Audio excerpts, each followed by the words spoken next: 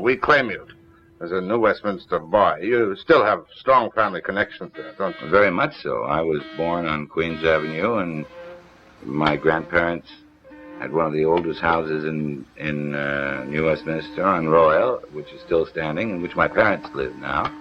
I love New Westminster and know more about it, I suppose, than any other part of Canada.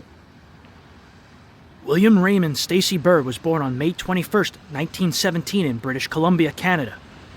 His father was a hardware salesman, his mother a pianist and music teacher. When Burr was 6, his parents divorced. He moved with his mother and younger siblings to Vallejo, California.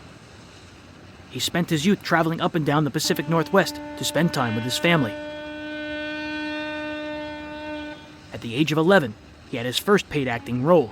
You start in school and in church, doing the church productions and the grammar school productions and the secondary school productions. I was always very much involved. What was your went on from there? first professional part? Oh, I think I played Caiaphas the High Priest in a church production, which was professional because we were paid for all our own expenses. I had to buy my own beer, and I was 11 years old at the time. Unable to afford tuition to the Pasadena Playhouse, he joined the Toronto Theatre Group in 1934, supposedly touring the world over. We say supposedly because Burr was known in later years to never let the truth get in the way of a good story. That alone made him perfectly suited for radio. I've done a great many things. I was a forest ranger in the United States, or worked with the Forest Service for 2 years, digging ditches and building roads and dams and fighting fire. I worked on a sheep and cattle ranch in New Mexico, herding sheep and cattle and building fences. I was a teacher at one time. I've done just about everything you can do. He briefly attended Long Beach Junior College and taught for a semester in San Jose, working nights on radio. Burr finally began his association with the Pasadena Playhouse in 1937, before moving to New York in 1940 to make his Broadway debut in the quickly folding Crazy with the Heat. He spent the war years establishing himself on both coasts, becoming one of San Francisco and then Hollywood's top radio actors, thanks to a friendship with Jack Webb, as Lillian Buyeff remembered. Okay, I remember Jack Webb before Dragnet.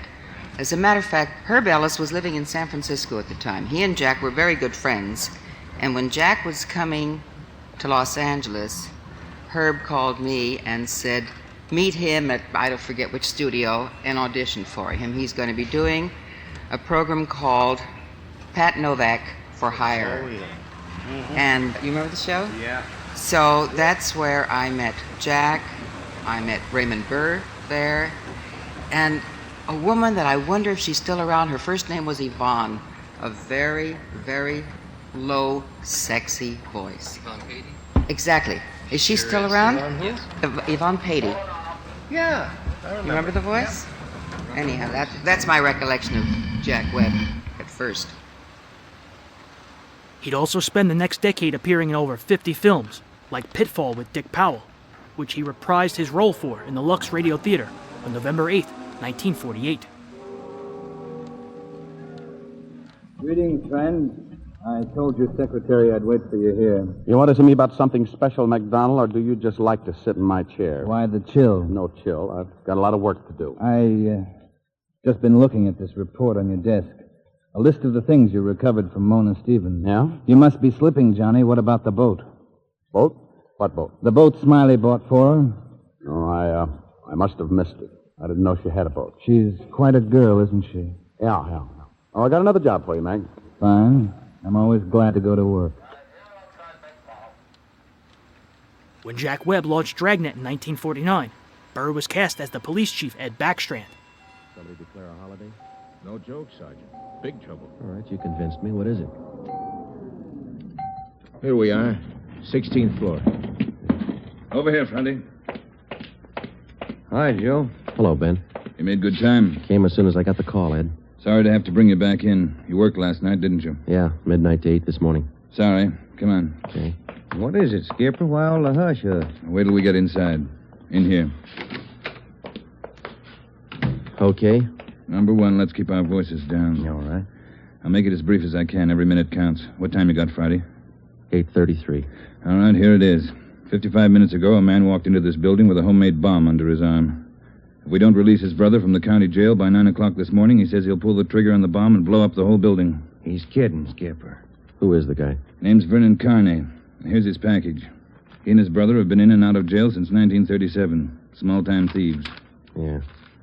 Where's the FBI kickback? We had him once before, both of them. Brother's name is Elwood, serving a year for car stripping. And this two-bit thief is sitting here in the city hall with a bomb on his lap? That's right. In the next room. What kind of a bomb is it, Ed? You think he's bluffing? Could be bluffing, but the crime lab says no. Lee Jones from the lab get a look at it? Been in there twice. One end of the box is glass. Says you can't see much without a closer look, but you can't get near the guy. What do you want us to do? It's a volunteer job. You can take it or leave it. I won't order you to do it. How you want to handle it? You sure you want a piece of this one, Romero? No, he doesn't, Ed. He's got a family. Get me another single man. We'll give it a try. Wait a minute, Joe. What makes this job so different? Anytime we kick a door in, we never know what's on the other side. That's what makes it different. This time we do. No, you're not going to cut me out. Not the only time I know what I'm getting into. All right. Chandler's tried. Hannon, Davis, Watson, they've all tried. This guy Carney knows what he's doing. He's no pushover. But somebody's got to get that bomb away from him. Friday, Romero, it's your baby now. I looked at my watch. It was 8:36. We left Backstrand and started down the hall.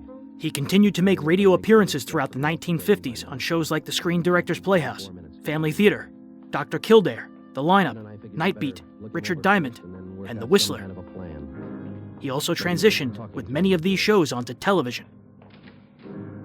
Meanwhile, in 1954, Burr was cast in one of his most famous villain roles, as Lars Thorwald in Alfred Hitchcock's Rear Window. What do you want from me? Your friend, the girl, could have turned me in. Why didn't she? What is it you want? A lot of money? I don't have any money. Say something. Say something. Tell me what you want.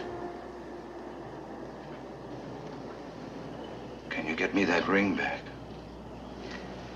No. Tell her to bring it back. I can't. The police have it by now.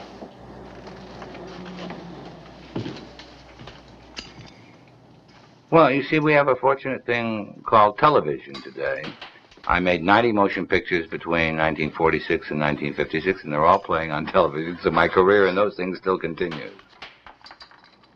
I've had the opportunity of playing many roles and a great variety of roles through the years, but I've fortunately been able to drop the role at the end of the time it was being played and return to whatever life I enjoy.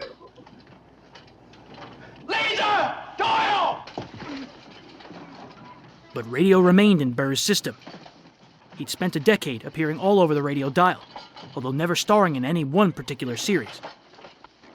That is, until January of 1956, when Norman Macdonald gave him a call.